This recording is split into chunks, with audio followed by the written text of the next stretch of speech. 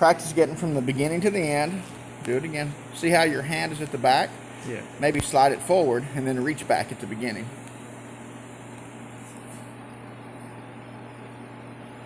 One thing that you're doing is you're letting the torch roll like this. Go and put your hand back down. So you're doing a little bit of this. I'm going to exaggerate it.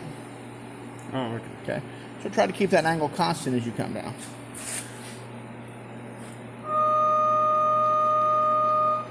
Very good. And then I will talk to you about your arc length and stuff like that. And then we'll make it happen. You ready? You want to do another dry run? Make sure you're in a good place.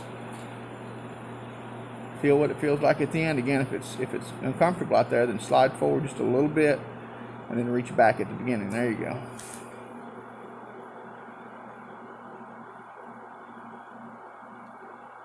So this is going to be Mr. Hauser's first ever weld.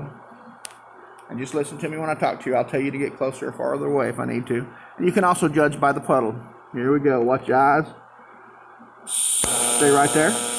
Wait for this metal to join together. Get a little closer. A little closer. Now move forward a little faster. Now just watch that puddle. Keep on trucking. You're looking good. Slow down a little bit, just a touch. There you go. Keep on coming. Make sure you're getting both pieces kind of even. When you get to the end, just stop. Keep on coming. Nice. Pause right there. Then down and out. Boop. Oh, that's cool. Isn't that cool for your first weld? Yeah.